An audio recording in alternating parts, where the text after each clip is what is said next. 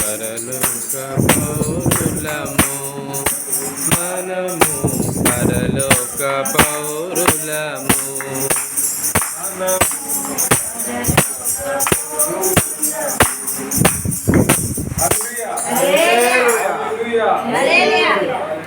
దేవుని నామానికి మహిమ కలుగును గాక.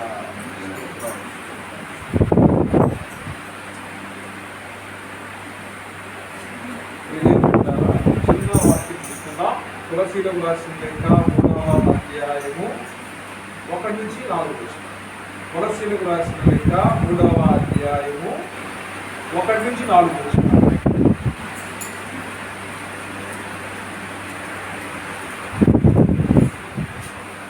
తులసీలు రాసిన లేఖ 3వ అధ్యాయం 1 నుంచి 4 వచనం. ఎవరు చదువుతున్నారా? మీరు క్రీస్తుతో కూడా లేపబడిన వారైతే పైనున్న వాటినే వెదకుడి.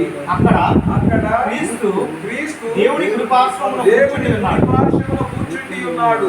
పైనున్న వాటి మీదనే గాని భూసంబంధమైన వాటి మీద మనస్సు పెట్టుకొనకుడి. ఎలయనగా మీరు మృతి పొందితిరి. మీ జీవము క్రీస్తుతో కూడా దేవుని యందు దాచబడి ఉన్నది.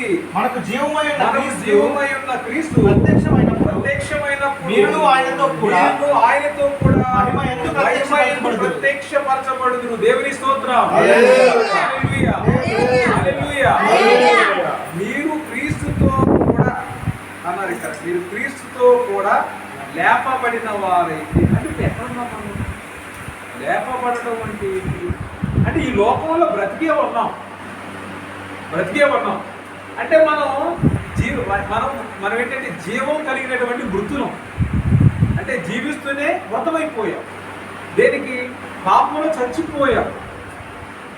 పాపంలో చనిపోయిన వారిని యేసుప్రభువు లేపడానికి భూమి మీదకి వచ్చారు. దేవుని స్తోత్రం. అంటే ఒకటి భౌతిక మరణం అందరికీ సంభవించేటువంటి. రెండవది పాపం చేయడం వల్ల వచ్చే మరణం.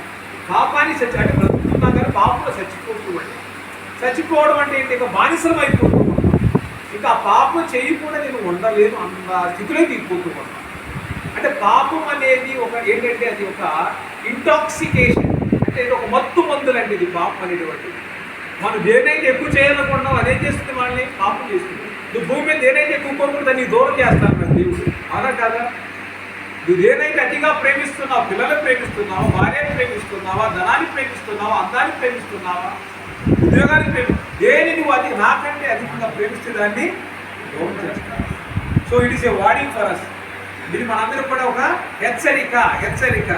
సో మరి ఇక్కడ ఈ యొక్క వాక్యం అసలైతే ఇది ఎవరికి సంబంధించిందంటే రక్షణ పొందిన వారికి సంబంధించిన వాక్యం ఇది. మరి దేవుడు నేను ఏంటి ప్రభు వాక్యం అని అడుగుతుంటే దేవుడు నాకు ఇదే చూపించాడు. ఎందుకు ఈ వాక్యం మళ్ళీ తీసుకోవాల్సి వచ్చిందంటే మీరు దేని పెట్టినారా? మనం ఒకటి మనం ఎప్పుడు లెగిస్తాం అంటే మహిమ శరీరంతో లేవనెత్తబడతాం. ఎప్పుడది? ఆయన వచ్చినప్పుడు మాత్రమే ఇది సాధ్యం. మహిమ శరీరం వేరు, మామూలు శరీరం వేరు. అంటే మట్టిలో కలిసిపోయింది కండి. మళ్ళీ ఎలా వస్తాయంటే అంటే మట్టిలో కలిసిపోయిన దానికి కూడా దేవుడు మహిమ శరీరం తీసుకొస్తాడు. ఆయన రెండో రావడం మహిమ అది. అందుకే మహిమ అంటే ఆ యొక్క రాకడ ముందు ఏమి జరగాలి అంటే స్వార్థీకరణ జరగాలి. ఇక్కడ భూమికి అంతముల వరకు అన్నాడు. మీరు లోకమంతటా వెళ్ళి మరి మార్పు స్వార్థ చదువుతున్నాం కదా. 16 మీరు భూమి అంతటా వెళ్ళి నా యొక్క సకల జనులకు నా సువార్తను ప్రకటించుకున్నారు. మరి ఈ రోజున ఆ ప్రకటనలో భాగంగానే ఈ రోజున మన సహోదరి లావణ్య గారికి మనం ప్రార్థన చేస్తున్నాం. సహోదరి మరి గొప్ప విషయం ఏంటంటే రక్షణ పొందకుండా మరి దేవుడిని ముందే తెలుసుకుంది. అంటే అందరూ కూడా రక్షణ పొందుదాం ప్రార్థన పెట్టుకుంటామని అంటారు. రక్షణ పొందుకోవాలండి, కొద్ది మా పిల్లలు సెటిల్ అవ్వాలండి, కొద్ది మా అప్పు తీరాలండి, మేము అప్పుడు ప్రార్థన అంటే ప్రార్థన అంటే కుటుంబ ప్రార్థన అలాంటి ఆలోచనలు సహాయం మన సంఘాలు మనం చూస్తున్నాం కదా, మీరందరూ కూడా వింటున్నాం. కానీ ఇక్కడ ఏం జరిగిందంటే సహోదరికి ఎలాంటి మనసు ఇచ్చాడంటే దేవుడు జక్కయ్యగా కలిగినటువంటి మనసు ఇచ్చాడు. దేవుని స్తోత్రం. జక్కయ్య ఎలాంటి స్వభావం కలిగిన వాడు? కొట్టివాడు. మరి యేసు ప్రభు గారు చూడాలనుకున్నాడు. మీరు దేని పెట్టారా? మీరందరూ కూడా చెప్పండి, యేసు ప్రభు గారు మొదట జక్కయ్య చూశాడా, యేసు ప్రభు గారు చూశారా? ఎవరు చూశారు మొదట? మరి జక్కయ్య ఎవరు చూశారు? జక్కయ్య చూశాడా? విన్నాడు. మరి ఎవరు చూశారు జక్కయ్యని? యేసు ప్రభు వారు చూశారు. దేవుని స్తోత్రం. చూడాలనుకున్నాడు. చూడండి అక్కడ లూకాసు వార్త 19వ అధ్యాయం. చూసే కన్నులు కూడా చాలా ముఖ్యమండి. ఈరోజు నిజంగా మనం కొన్నిసార్లు ఏంటంటే చూస్తున్నా అనుకుంటాం కానీ చూడలేము కొన్ని విషయాలు. అక్కడ చూడండి, అక్కడ లూకాసు వార్త 19 3వ వచనం. యేసు ఎవరో అని చూడకూడదు కానీ పొట్టివాడైనందున జనులు గుంపు పొడియడం వల్ల చూడలేకపోయేది. ఇప్పుడు చూశాడా చూడలేదా? చూడలేదు. ఒక క్లారిటీ వచ్చేసింది. రెండవది చూడండి, 5వ వచనం చూడండి. యేసు ఆ చోటికి వచ్చినప్పుడు కన్నులెత్తి చూచి, జక్కయ్య త్వరగా దిగుము, నేడు నేను నీ ఇంట ఉండవలసినదని అతనితో చెప్పాను. మరి చూడండి, ఇప్పుడు యేసుప్రభు వారు కన్నులెత్తి చూశారంట. ఆయనకి ఎలా తెలిసింది? జక్కయ్య చెట్టు మీద ఉన్నారని ఎలా తెలిసింది? అంటే ఇప్పుడు ఈయన చూడాలనుకున్నాడు, చూడలేకపోయాడు. అంతే కదా, చూడాలనుకున్నవాడు చూడలేకపోయాడు. ఆ యొక్క మనసును చూశాడు యేసు ప్రభువు. దేవుని స్తోత్రం. అంటే జక్కయ్య కలిగినటువంటి మనసును చూశాడు, ఆశను గ్రహించాడు. కాబట్టి జక్కయ్య అని కన్నులెత్తి చూశాడు. దేవుని స్తోత్రం. జక్కయ్య ఆయన ఆలస్యం త్వరగా దిగిరా, నేను నీటికి వస్తున్నాను. అంతకంటే ఇక ఆశ్చర్యం ఒకటే. దేవుని పెట్టారు ఇక్కడ, యేసు ఎవరో అని చూడకూడదు కానీ గుడ్డివాడైన జనులు గుంపు కూడినట వల్ల చూడలేకపోయింది. అప్పుడు యేసు ఆ త్రోవన రానై ఉండేది కనుక అతను ముందుగా పరిగెత్తాడు. ఆయన చూసినప్పుడు ఒక వేడి చెట్టు ఎక్కాడు. యేసు ఆ చోటుకి వచ్చినప్పుడు కన్నులెత్తి చూసి, జక్కయ్య త్వరగా దిగుము, నేడు నేను నీ ఇంట ఉండవలసి ఉన్నది అతను చెప్పగా అతను త్వరగా దిగి సంతోషముతో ఆయనను చేర్చుకున్నాడు. దేవుని స్తోత్రం. హల్లెలూయా, హల్లెలూయా. కూడా మరి ఇంతమంది వచ్చి ప్రార్థన చేస్తారని చూడండి. మరి ఈ రోజు దేవుడే దిగి వచ్చాడు ఇక్కడ. దేవుని స్తోత్రం. ఎవరు చూశారు? ఆమెకు ఆశే కలిగింది. అంటే డైరెక్టర్ దేవుడే ఈ రోజున మరి మీరందరూ కూడా చాలా బిజీగా ఉన్నారు. ఈ రోజు నిజంగా వీరితో ప్రార్థించారంటారు. చాలా మంది బిజీ అయిపోయారు. ఎవరిని అడిగినా కానీ ఏదో ఒక యాక్షన్ చెప్తున్నారు. కానీ అది కూడా ఎంతమంది వెళ్ళాలన్నది కూడా దేవుని చిత్తం అవ్వాలి. నేను అనుకున్నాను, ప్రభా ఒకడవుతారా, ఇద్దరు అవుతారా, ఎంతమంది సరాశిస్తున్నారంటే అన్నయ్య ఎంతమంది అవుతారని చెప్పండి అన్నయ్య, వాళ్ళు కొంచెం ప్రిపేర్ చేయాలంటే అమ్మ లాస్ట్ మూమెంట్ వాళ్ళు చెప్పలేదు అంటే మన అలాగే ఉంటుంది. దేవుని యొక్క ప్రేరణ అనేది ఎవరిని ప్రేరేపిస్తే వాళ్ళనే దేవుడు నడిపిస్తారు. మరి ఈ రోజున మరి ఇంతమందితో మరి ఒకరిద్దరు అనుకుంటే మరి 10 మందిగా రావడానికి దేవుడు అవకాశం ఇచ్చారు. సహోదరి కూడా ఆమె జీవితంలో ఇలాగా పదే ఇలా ప్రార్థన అనుకునేది. కానీ దేవుడు ఆశను చూశాడు, తన కోరికను తీర్చాలనుకున్నాడు. కాబట్టి కన్నులెత్తి చూసి ఆమె కన్నులెత్తి దేవుని వైపు చూసినప్పుడు అమ్మ నేను వస్తున్నాను అని చెప్పేసి వాళ్ళందరూ కూడా పంపించాడు. దేవుని స్తోత్రం. ఇప్పుడు దేవుడిని ఎవరు చూశారు? ఇప్పుడైతే ఏమో చూసింది? ఎవరు? సహోదరి లావణ్య చూసింది దేవుడు. అక్కడ జక్కయ్యని ఎవరు చూశారు? యేసు ప్రభువు వారు చూశారు. మరి ఇప్పుడైతే సహోదరి దేవుడు చూసి, ప్రభా నువ్వు ఇంత గొప్ప దేవుడు నాయన, ఇంత గొప్ప నిర్లక్ష్యం చేస్తే నా బ్రతుకు ఏమైపోద్ది, నా భర్త ఏమైపోతాడు, నా పిల్లలు ఏమైపోతారని చెప్పి వెంటనే గ్రహించి ఆలస్యం చేయకుండా వెంటనే ప్రభుని తన యొక్క గృహానికి ఆహ్వానించింది. దేవుని స్తోత్రం. ఇది చాలా ప్రాముఖ్యమైనటువంటి విషయం.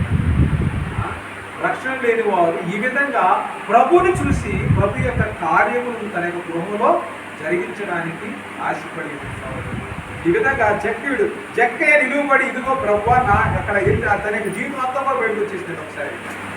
అందుకు జక్కయ్య అది చూసి ఈయన పాపి అయిన అక్కడ వాళ్ళందరూ కూడా అనుకున్నారు, ఈ మనిషి ఎలాంటి వాడు తెలిస్తే ఆయన వాళ్ళ ఇంటికి వెళ్ళాలి కదా. అంటే సమాజం ఇలాంటి రకం మనుషులు కూడా ఉంటారు. అంటే ఇప్పుడు ప్రార్థనకి వెళ్తున్నప్పుడు ఆమె ఏంటి ప్రార్థనకి వెళ్తుంది, వాళ్ళు ఎలాంటి వాళ్ళు తెలుసా, వాళ్ళు క్రిస్టియన్స్, వాళ్ళ దగ్గరికి ఎందుకు వెళ్తున్న వాళ్ళు కూడా ఉన్నారు. కానీ ఇక్కడ ఏమీ ఆలోచించలేదు మనిషి, మనుషులు చూడలేదు, మనుషుల గొప్పతనాన్ని చూడలేదు, మనుషుల మాటలు వినలేదు. ధైర్యంతో నా గృహంలో నాతో పాటు నాతో ఉంటున్న వీళ్ళందరూ కూడా దేవుని వాటిని వినాలని ఆ ఆశను మరి దేవుడు ఇక్కడ జరిగిస్తూ ఉన్నాడు. బిడ్డ అంటారు వీళ్ళందరూ. అందరూ ఏమంటున్నారు, అతడు ఎలాంటి వాడు, అందరూ అది చూసి ఈయన పాపి అయిన మనుషుని యొక్క బస చేయబడిందని చాలా సనుగుకునేది. జక్కయ్య నిలబడి ఇదిగో ప్రభువా నా ఆస్తిలో సగం పేదలకి ఇచ్చుచున్నాను, నేను ఎవరి యొక్క నేను అన్యాయంగా దేనినైనా తీసుకొని అతనికి 4 అంతలు మరలా చెల్లించని ప్రభువుతో చెప్పాడు. అందుకు యేసు ఇతరుడును అబ్రహాము కుమారుడే. వీళ్ళందరూ కూడా నేను ఇందాక వాక్యం చెప్పాను, ఈ వాక్యం మనకు కాదు రక్షణ పొందిన వాళ్ళకని చెప్పాను. మరి ఇప్పుడు ఈ యొక్క వాక్యం మరి సహోదరి ఎవరు, ఇప్పుడు అబ్రహాము కుమార్తె కాదా, అయితే అవలేదా? ఈ విధంగా సహోదరికి ఇప్పుడు ఏమొచ్చింది, రక్షణ వచ్చింది. దేవుని స్తోత్రం. అంటే చాలా మంది నీటి ద్వారా రక్షణ అది కరెక్ట్, అది మనం ఈ వాక్యం 100% కరెక్ట్. కానీ ఈ రక్షణ కూడా దేవుడు అంగీకరిస్తాడు. దేవుని స్తోత్రం. ఈ రక్షణ నీటి ద్వారా ఒక ఆ సమయానికి ముందు నీటి రక్షణ లేని వారు తన నిజంగా ఆహ్వానించిన వాళ్ళని కూడా ఆయన రక్షిస్తాడు. దేవుని స్తోత్రం. పరదేశం అందుకోసమే సిద్ధం చేయబడి ఉన్నది, తను అంగీకరించిన వారందరి కొరకు పరదేశం సిద్ధం చేయబడి ఉన్నది. ఈ రోజున ఈయన కూడా అబ్రహాము కుమారుడు, ఎందుకనగా నేడు ఈ ఇంటికి రక్షణ వచ్చి ఉన్నది. దేవుని స్తోత్రం. హల్లెలూయా, హల్లెలూయా. వచ్చినప్పుడు వచ్చేసరికి ఏముంది, నశించిన దాన్ని వెతికి రక్షించుటకు మనుష్య కుమారుడు వచ్చినని అతనితో చెప్పాడు. దేవుని స్తోత్రం. అంటే ఇప్పుడు ఒక కార్యం నెరవేరింది. దేవుడు తన కుమార్తె నశించిపోకుండా మరి యుగాలు తనతో జీవించేటువంటి తన రాజ్యంలో కుమార్తెకు ఒక స్థానాన్ని రిజర్వ్ చేస్తూ ఉన్నాడు. దేవుని స్తోత్రం. హల్లెలూయా. ఈ విధంగా మన యొక్క రక్షణలో ఇది ఒక భాగ్యం. ఆశ కలిగి ప్రభుని ఆహ్వానించడం. సో అలాగే మత్తయి సువార్త 27వ అధ్యాయం, మీ అందరూ కూడా తెలిసిన వాక్యం చెప్తున్నాను. మత్తయి సువార్త 27వ అధ్యాయము 46వ వచనం. 2 విషయాలండి. యేసు ప్రభు వారు బిగ్గరగా కేక వేస్తూ ఉన్నారు. ఒక నిమిషం. యేసు ప్రభు వారు 2 సార్లు బిగ్గరగా కేక వేశారు. ఆ కేకలో ఉన్నటువంటి శక్తిని మీరు గమనించాల్సిందిగా చెప్తున్నాను. చదవండి.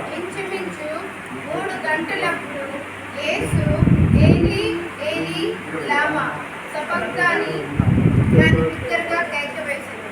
ఆ మాటకు నా దేవా నన్ను ఎందుకు చెయ్యి విడిచిమని అర్థం. అక్కడ నిలిచి ఉన్న వారిలో కొందరు ఆ మాట విని ఇతడు ఏలియాని పిలుచుచున్నాడని. వెంటనే వారిలో ఒకడు పరిగెత్తుకొని పోయి స్పంజి తీసుకొని చిరకాలో ముంచి రెల్లును తగిలించి ఆయనకు త్రాగనిచ్చాడు. తక్కిన వారు ఊరకుండడు. ఏలియా అతని రక్షింపవచ్చునేమో చూద్దామని. యేసు మరలా బిగ్గరగా కేక వేసి ప్రాణం విడిచింది. అప్పుడు దేవాలయపు తెర పైనుండి క్రింద వరకు 2గా చిరిగెను. భూమి వణికెను, బండలు బద్దలాయను, సమాధులు తెరవబడింది. నిద్రించిన అనేక మంది పరిశుద్ధుల శరీరంలో లేచారు. వారు సమాధులలో నుండి బయటకు వచ్చి ఆయన లేచిన తరువాత పరిశుద్ధ పట్టణంలో ప్రవేశించి అనేకులకు ఆగపడింది. శతాధిపతియు అతనితో కూడా యేసునకు కావలి ఉన్నవారును భూకంపమును జరిగిన కార్యములన్నిటినీ చూసి మిక్కిలి భయపడి నిజముగా ఈయన దేవుని కుమారుడని చెప్పుకొని. దేవుని స్తోత్రం. హల్లెలూయా. మొదటిసారి ఆయన బిగ్గర కేక వేసి అనుకున్నారు, చుట్టుపక్కల అనుకున్నారు, ఏమని, ఈయన ఏలియాను పిలుస్తున్నాడు అనుకున్నారు. మనుషులు కాబట్టి అర్థం చేసుకోలేకపోయింది. ఇది మానవ సంబంధమైనటువంటి అవగాహన. అంటే దీన్ని ఇగ్నోరెన్స్ అంటారు. మనుషుల యొక్క అజ్ఞానము కానీ అమాయకత్వము కానీ. యేసు ప్రభు వారు ఇక్కడ ఏలి లామా అంటే ఈయన దేవుడు పిలుస్తున్నాడు రక్షిస్తున్నాడేమోలే, ఏలియా వచ్చి రక్షిస్తాడేమోలే అనుకున్నారు కానీ ఆ యొక్క మాటలో అర్థాన్ని వాళ్ళు గమనించలేదు. అలా రెండోసారి ఇది మనుషులు అర్థం చేసుకోవడం విధానం, అంటే వాళ్ళ ఏలియాని పిలుస్తున్నారు అనుకున్నారు. అయితే మళ్ళీ రెండోసారి 50 వచ్చి చూసినట్లయితే యేసు మరలా బిగ్గర కేక వేసి ప్రాణం విడిచాడు. ప్రాణం విడితే భూమి తలకిందలైపోతూ ఉన్నది, భూమి కంపించిపోతూ ఉన్నది. ఆయన రెండోసారి బిగ్గరగా కేక వేసి ప్రాణం విడిచేసరికి ఏమైపోయింది అక్కడ చాలా సంఘటన జరిగినాయి. అప్పుడు దేవాలయం తెర పైనుండి క్రింద వరకు రెండుగా మొదటి అంశం ఏం జరిగింది? దేవాలయం తెర రెండుగా చినిగిపోయింది. తర్వాత భూమి వణికింది. రెండో అంశం. మూడవది బండలు బద్దలాయులు, సమాధులు తెరవబడినవి, నిద్రించిన అనేక మంది పరిశుద్ధుల శరీరములు లేచి వారు సమాధుల్లోంచి బయటకు వచ్చి ఆయన లేచిన తరువాత పరిశుద్ధ పట్టణంలో ప్రవేశించి అనేకులకు అగపడి ఎవరు సమాధుల్లో ఉన్న వారు లేచి వచ్చి ఆ పట్టణంలో ఉన్న వాళ్ళందరూ కూడా ఎంతటి ఆశ్చర్యం చూడండి. మొదటి మాటలో ఏలియాని పిలుస్తున్నా అనుకున్నారు, రెండవ మాటలో సృష్టి తల వంచింది. యావత్ సృష్టి కూడా ఆయన మాటకు తల వంచింది. బండలు బద్దలైపోయాయి, సమాధులు తెరవబడ్డాయి, ఆకాశము వణికిపోతూ ఉన్నది. ఆయన మాటలు ప్రతిధ్వనిస్తూ ఉన్నాయి. ఆయన మాటల్లో ఉన్నటువంటి శక్తిని వీళ్ళందరూ కూడా చూశారు. వారు సమాధుల్లోని బయటికి వచ్చి ఎవరు సమాధులు బద్దలైనప్పుడు మరి అక్కడ ఉన్నటువంటి నిద్రించినటువంటి అనేక మంది పరిశుద్ధుల శరీరాలు కూడా లేచారు. అనేక మంది పరిశుద్ధులు కూడా లేచి బయటకు వచ్చారు. బయటకు వచ్చిన తర్వాత ఏమి జరిగింది అంటే దేవుని బిడ్డలారా వాళ్ళందరూ కూడా ఊరిలోకి వచ్చి వాళ్ళందరూ కూడా కనపడుతూ ఉన్నారు. కనపడుతుంటే అప్పుడు శతాధిపతియు అతనితో కూడా యేసును కావలి ఉన్న వారు భూకంపములు జరిగిన కార్యములను చూసి మిగిలి భయపడి నిజముగా ఆయన దేవుని కుమారుడని చెప్పారు. వీడు ఎవరు స్వతహా చూశారు? శతాధిపతి చూశాడు. ఎవరు చూశారండి? శతాధిపతి చూశాడు. అతనితో కూడా కావలి ఉన్న వారు కూడా చూశారు. ఏంటి? భూమి కంపించడం చూశారు. వారు భూకంపంలో జరిగిన కార్యములను చూసి మిగిలి భయపడిపోయారు. శతాధిపతి అంటే మౌలిక, శతకం అంటే 100, శతాధిపతి 100 మంది అధికారులకు తెలియన అధిపతి. దేవుడి స్తోత్రం. అలాంటి వ్యక్తి ఏం చేశాడు? ఇప్పుడు ఈయన నిజముగా దేవుని కుమారుడు అని సాక్ష్యం చెప్పాడు. హల్లెలూయా. ఒక అన్యుడు ఎక్కడున్నాడు? యేసు ప్రభువుని శిక్షించడంలో ప్రధాన పాత్ర పోషించిన వాడి శతాధిపతి. యేసు ప్రభువుని సిలువ వేసినప్పుడు దానికి అనేక మంది అధికారుల మీద ఇన్ఛార్జిగా ఉన్నాడు శతాధిపతి. ఈయన నిజముగా దేవుని కుమారుడికి సాక్ష్యం ఇచ్చాడు. దేవుని స్తోత్రం. హల్లెలూయా. హల్లెలూయా. ఆయన చూసిన వాళ్ళు కాదు, ఆయన చూడని వాళ్ళు సాక్ష్యం ఇస్తూ ఉన్నారు. ఇన్ని కార్యాలు జరిగితే ఏదైనా దేవుని దేవుడు కాదని చెప్పడానికి నా నోరు ఎలా వస్తుందని భయపడిపోయి వెంటనే ఏమన్నాడు? ఈయన నిజముగా దేవుని కుమారుడు అన్నాడు. అంటే ఈ రోజున అంటే దాన్ని చెప్పే ధైర్యం కూడా ఉండాలి. 100 మంది అధికారులకు శతాధిపతి అయినటువంటి ఈయన వాళ్ళందరూ విడిచిపెట్టేశాడు.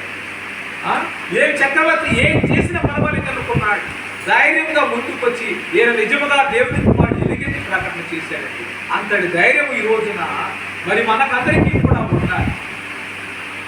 ఎందుకంటే అన్యులు దూరం నుంచి చూస్తున్నారు. ఎవరిని? భక్తి చేస్తున్నటువంటి మనల్ని చూస్తున్నారు. సో ఈ భక్తి జీవితంలో మనం ఎలా ఉండాలంటే మనకి సాక్షితో అనేక మందిని బలపరిచే విధంగా మనము ఉండాలి. ఈ రోజున జక్కయ్యను చూసి అందరూ చదువుకున్నారు. ఇలాంటి వ్యక్తి దగ్గరికి ఎవరైనా వెళ్తారా అన్నారు. అలాగే వ్యభిచారణ పట్టుకున్నటువంటి స్త్రీ దగ్గర యేసు ప్రభు వారు ఒకటే మాట్లాడారు. అమ్మా అన్నారు. అమ్మా నీ మీద ఎవరు రాయి వేయలేదు. అంటే ఇక్కడ అంతటి ప్రేమను, అంతటి శక్తిని, అంతటి ఓపికను, అంతటి పాప క్షమాపణను యేసు ప్రభు వారు తప్ప భూమి మీద ఎవరు కూడా అలాంటి కార్యములు చేసిన వారు ఎవరు కూడా లేరు. అందుకే పౌలు గారు ఏమి చెప్తున్నారు? మీరు పైనున్న వాటి మీదనే కానీ మీ మనసును దేని మీద పెట్టుతున్నారు?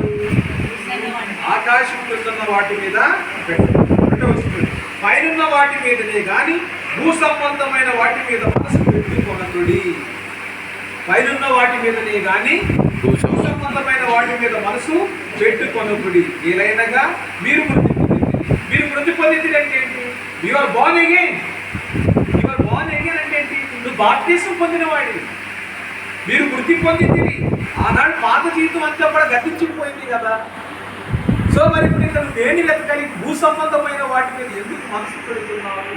నీ మనసు ఇక్కడ కాదు కదా ఉండాల్సింది, పర సంబంధమైనటువంటి వాటి మీద నీ మనసు ఉండాలి కదా అని పౌలు గారు మరలా తులసి సంఘానికి జ్ఞాపకం చేస్తూ ఉన్నారు. దేవుని బిడ్డలారా, మరి ఈ యొక్క విషయాల గురించి మాట్లాడుతూ ఆయన అంటున్నాడు, మనకు జీవమై ఉన్న క్రీస్తు, నా గురించి చూడండి, మనకు జీవమై ఉన్న క్రీస్తు ప్రత్యక్షమైనప్పుడు మీరును ఆయనతో కూడా మహిమయందు ప్రత్యక్షపరచబడుతుంది. వీళ్ళు ఎవరు అంటే ఆయన యందు రక్షణ పొంది మరి ఆయన పరిశుద్ధులుగా మరణించిన వాళ్ళు. ప్రతి ఒక్కరు కూడా ఆయనతో పాటు మన రెండవ రాకడ వీళ్ళందరూ కూడా ప్రత్యక్షపరచబడతారు. మీ దేవుని బిడ్డలారా, మరి ఆయన ఈ భూమి ఆకాశములను సృష్టించి వాళ్ళందరినీ కూడా ఎంతగానో ఆయన మరి కాపాడుతూ ఉన్నాడు. పౌలు గారు కొలసీయులకు రాసిన లేఖ 2:5 అంటారు, నేను శరీర విషయములో దూరంగా ఉన్నాను, ఆత్మ విషయంలో మీతో కూడా ఉంది. మీ యోగ్యమైన ప్రవర్తనను క్రీస్తునంతని మీ స్థిర విశ్వాసమును చూసి ఆనందించుచున్నాను. ఒక సేవకుడు తన విశ్వాసం చూసి ఈ విధంగా ఆనందించాలండి. తాను వెలనిచ్చి, తన ప్రాణం ఇచ్చి, తన సమయాన్ని ఇచ్చి, తన యొక్క అన్ని ఆరోగ్యాన్ని ఇచ్చి అన్ని కూడా సంపాదించుకున్న గొర్రెలు స్థిరమైనటువంటి విశ్వాసంలో ఉన్నారని తెలుసుకోవటం వల్ల ఆ సేవకుడు ఎంతో సంతోషిస్తాడు.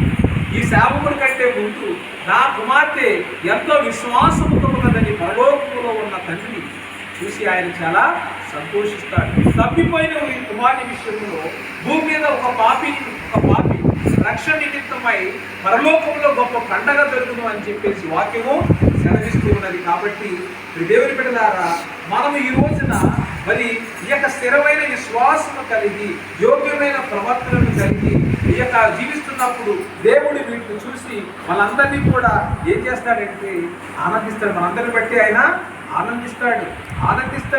దేవుని బిడ్డలారా, ఈ యొక్క మరి పౌలు గారు మరి తెస్సలోనికీయులకు రాసిన లేఖ 2వ పత్రిక మరి 3వ అధ్యాయం 9వ వచనం అంటారు, మీరు మమ్మును కోరి నడుచుకోవాలని మమ్మును మేము మాదిరిగా కనపరచుకోండికి ఇలాగూ చేసేది కానీ మాకు అధికారం లేదని చేయలేదంటాడు. ఎందుకంటే మాదిరి అన్నారు. మాదిరి అంటే మార్గదర్శకులుగా ఉండాలి. మరి ఈ రోజున మనమందరము కూడా మరి ఆ ప్రభువు మనకు చూపించేటువంటి ఈ యొక్క మార్గములో మనమందరము కూడా నడవటానికి ప్రయత్నం చేయాలి. దేవుడు నిన్ను నన్ను వెలనిచ్చి కొనుక్కున్నాడు, తన రక్తంను పోషించాడు. మరి ఆ యొక్క మనం ఏలి లామా సబర్తమే అన్నప్పుడు విగ్రహ త్యాగ వేసినప్పుడు వాళ్ళందరూ కూడా వాటర్ తీసుకెళ్ళిస్తున్నారు, వాటర్ చేదు చిరకలిస్తున్నారు. రెండవసారి ఆయన యొక్క శక్తిని చూసి భయపడిపోయారు.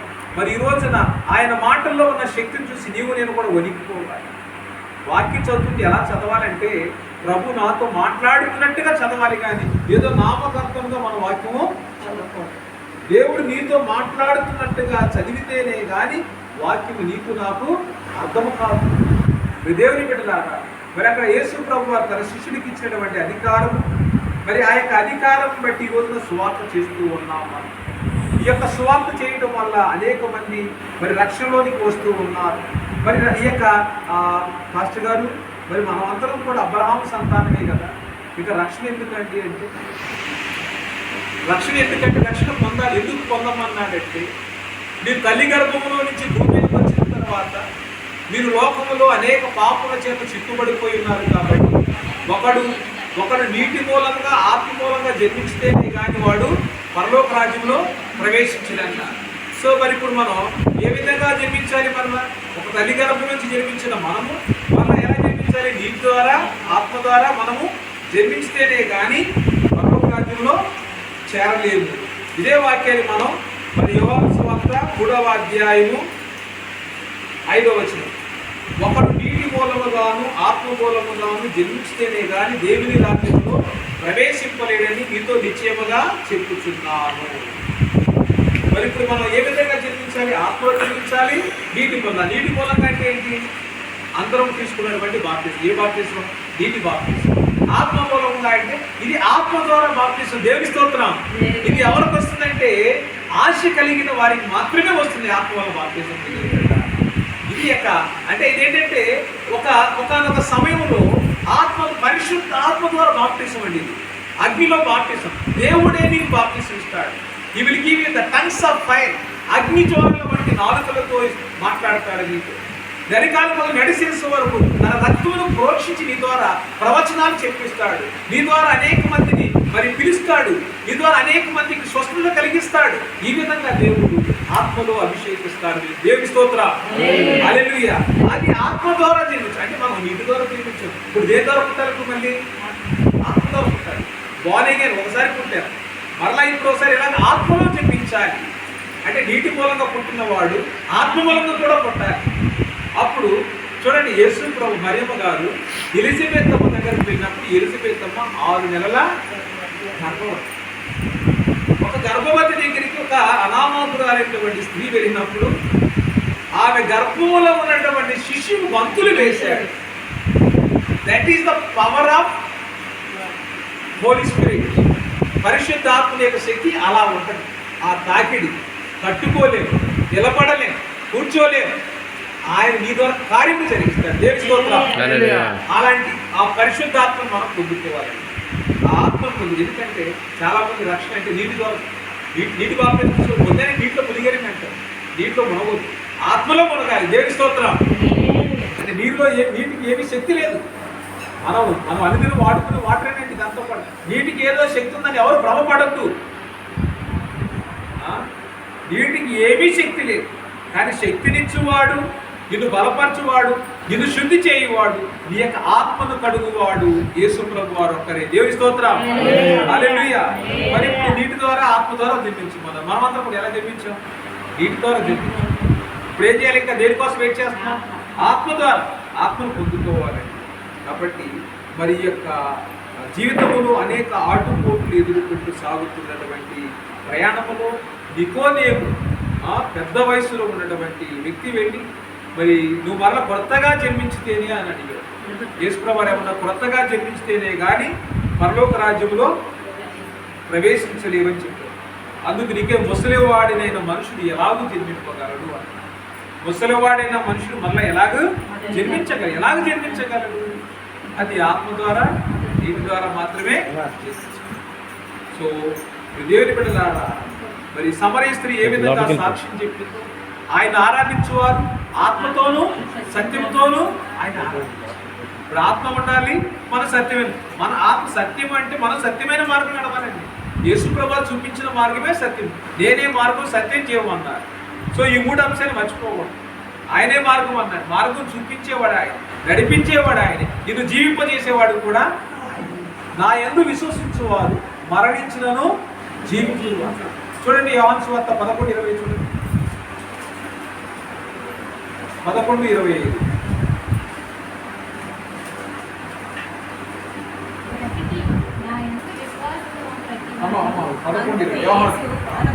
పునరుత్థానమును జీవమును నేనే. నా యందు విశ్వసించువాడు చనిపోయినను బ్రతుకును. దేవుని స్తోత్రం. హల్లెలూయా. హల్లెలూయా. ఎవరు? పునరుత్థానం నేనే అన్నారు. పునరుత్థానం అంటే మళ్ళీ తిరిగి రావడం, తిరిగి జన్మించడం. పునరుత్థానం, కమింగ్ అగైన్. పునరుత్థానమును జీవము అన్నారు. కమింగ్ వచ్చేది నేనే, జీవనం ఇచ్చేది కూడా నేనే. నా యందు విశ్వసించేవాడు చనిపోయినా కానీ. సో ఇక మనం భయపడాల్సిన అవసరం లేదు. ఈ విధంగా ప్రభు ఈ రోజున మన ఎడల ఇలాంటి కార్యములను చేస్తూ ఉన్నాడు. జీవాహారము నేనే అన్నాడు. జీవాహారం నేనే. నా యొక్క శరీరం తిని నా రక్తమును పానం చేయవాడు మరణించినను వాడు జీవిస్తారని చెప్పాడు.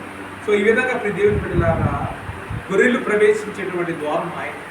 నేనే ద్వారం. చూడండి, యోహాను సువార్త 10వ అధ్యాయం 8వ వచనం. గొర్రెల పోవు ద్వారము నేనే. నాకు ముందుకు వచ్చిన వారందరూ దొంగలను దోచుకొని వారినై ఉన్నారు. గొర్రెలు వారి స్వరము వినలేదు. నా ముందు వచ్చిన అందరూ కూడా ఎవరండి? ఎవరు? దొంగలు, దోచుకునేవారు. ఈ కార్యాలు కూడా జరిగినాయి. 400 సంవత్సరాలు సైలెంట్ పీరియడ్ ఉంది బైబిల్. పాత నిబంధనకి కొత్త నిబంధన 400 సంవత్సరాల నిశ్శబ్ద కాలం అంటారు, డార్క్ ఏజ్ అంటారు. తెలుసా ఏమి జరిగిందో ఎవరికి తెలియదు, ఏమి జరిగిందో ఏమి తెలియదు. మనుషులందరూ కూడా మారిపోయారు. దేవుడు అనాది ప్రణాళికలు ఉండి మనుషులకు 10 ఆజ్ఞలు ఇస్తే ఆ యొక్క ఆజ్ఞల మీద వాళ్ళు విగ్రహారాధనకు, వ్యసనాలకు వాళ్ళ జీవితాలు వాళ్ళు పాడు చేసుకున్నారే. పాడైపోతున్న జీవితాన్ని బాగు చేయడం 400 సంవత్సరాలు యేసుప్రభువు ప్రత్యక్షమే. దేవుని స్తోత్రం, హల్లెలూయా.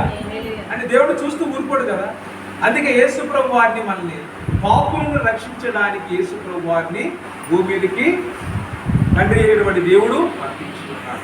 యేసుక్రీస్తు వారి రక్తం ఏం చేస్తాడంట? ప్రతి పాపం నుండి మనల్ని శుద్ధి చేస్తూ ఉన్నాడు. యోహాను గారు మొదటి లేఖ 1:9 యేసు రక్తము ప్రతి పాపం నుండి నిన్ను శుద్ధి చేస్తూ ఉన్నది. దేవుని స్తోత్రం. ఇప్పుడు గొర్రెలు ప్రవేశించేటువంటి 9వ వచనం చూడండి. నేనే ద్వారమును, నా ద్వారా ఎవడైనా లోపల ప్రవేశించినలా వాడు రక్షింపబడిన వాడై లోపలికి పోవచ్చు, బయటికి వచ్చుచు మేత మేయుచుండును.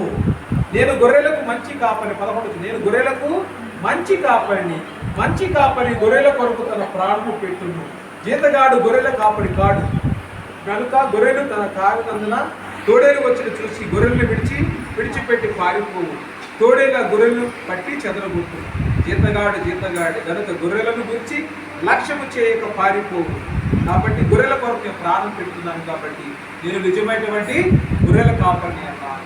దేవుని బిడ్డలారా, ఈ రోజున మనం ఏ విషయాల మీద ఏ విధంగా మనం కాన్సన్ట్రేషన్ చేయాలో దేవుడు సూటిగా మాట్లాడుతున్నాడు. Hour citizenship is not in earth. భూమి మీద మనం కూడా పౌరసత్వం ఉన్నామని, కానీ అసలైనటువంటి పౌరసత్వం పరలోకంలో ఉంది. మనం పరలోక పౌరులో we are the citizens of heaven. So ఆ విషయాన్ని మర్చిపోకూడదు. మన యొక్క అనుదిన జీవితంలో ఆ యొక్క ప్రాముఖ్యతలోనే ఈ సువార్త కార్యక్రమం అండి. దేవుని స్తోత్రం, హల్లెలూయా. మరి సహోదరి ఆ విషయాన్ని గ్రహించింది. నా యొక్క జీవితం మారాలి అంటే ఆ ప్రభు నా ఇంట్లో రావాలని ఆశపడి ఈ రోజు నా ప్రభు ఆ గృహానికి వచ్చాడు. దేవుని స్తోత్రం, హల్లెలూయా, హల్లెలూయా. రక్షణ ఈ రోజు కాకుండా రేపు తీసుకుంటుంది. It is not urgent, it is not emergency. But ముందు అంగీకరించింది కాబట్టి ఇది ఆత్మలో రక్షణ. దేవుని స్తోత్రం, హల్లెలూయా. కాబట్టి దేవుని బిడ్డలారా, గొర్రెలకు నేను మంచి కాపరి అంటే ఇంత 2 రకాల కాపర్లు. ఎవరు? 2 రకాల కాపరు. జీతం పెట్టుకున్న కాపరి, నిజమైనటువంటి కాపరి. సొంత గొర్రెలు అనుకోండి, నా గొర్రెలు సొంత అనుకోండి, నా ప్రాణం పెడతాను. అదే జీతగాడు అనుకోండి, అయ్యో బాబు తోడేలు వచ్చేస్తుంటే నా ప్రాణాన్ని రక్షించుకోవాలని చెప్పి పరుగుతాడు. సింహం వచ్చినా పారిపోతాడు, తోడేలు వచ్చినా పారిపోతాడు, కొండ చిలువ వచ్చినా పారిపోతాడు, దొంగలు దోచుకోవడానికి వచ్చినా పారిపోతాడు. This is the problem with ఎవరు మన జీతగాన్ని పెట్టుకుంటే ఇలా ఉంటుంది. అందుకే యేసుప్రభువు వారు ఏం చేశారంటే జీతగాన్ని కాకుండా డైరెక్ట్గా ఆయనే వచ్చేసి ఆయన ఏమన్నారంటే నా రక్తమును వెలగా చెల్లించి నేను నిన్ను కొనుక్కున్నాను అన్నాడు. దేవుని స్తోత్రం, హల్లెలూయా. మనం ఇంకా నీవు నీ సొత్తుగా నేను వెలనిచ్చి కొన్నాను అన్నాడు ప్రభు. కాబట్టి ఆ విషయాన్ని మర్చిపోకుండా భూ సంబంధమైనటువంటి విషయాల మీద కావాలండి. భూ సంబంధం కావాలి, కానీ దేవుడి నుంచి ఏది చేసినా కానీ వ్యర్థము. సొలొమోను మహారాజు భూమి మీద అన్ని అనుభవించిన తర్వాత ఏమన్నాడంటే ప్రసంగి కూడా వ్యర్థము అన్నాడు. వ్యర్థం అన్నాడు. అంతేకాని ఏది మాట్లాడినా కానీ బాబోయ్ అంత వ్యర్థం అండి, ఏది మాట్లాడినా వ్యర్థం అన్నాడు.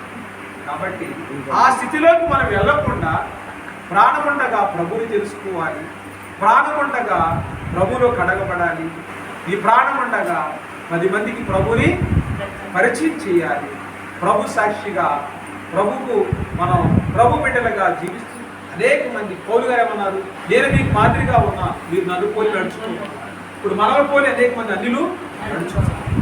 ఈ విధంగా మరి మారి గృహంలో ఇంకా అద్భుత కార్యములు దేవుడు జరిగించాలని మనసారా ప్రభు పేరుట వేడుకుంటూ మరి సహోదరి ఎలాగ దేవుడు నడుపుతుందో రక్షణలో కూడా దేవుడు నడిపించాలని, తనను తన భర్తను తన బిడ్డలను దేవుడు విరివిగా తన యొక్క రక్షణలో నడిపించాలని అందరూ కూడా అందరి ప్రాంతంలో ఆలోచన చేస్తున్న ప్రభుపేట అందరికీ కోరుకుంటున్నాను. దేవుడి మాట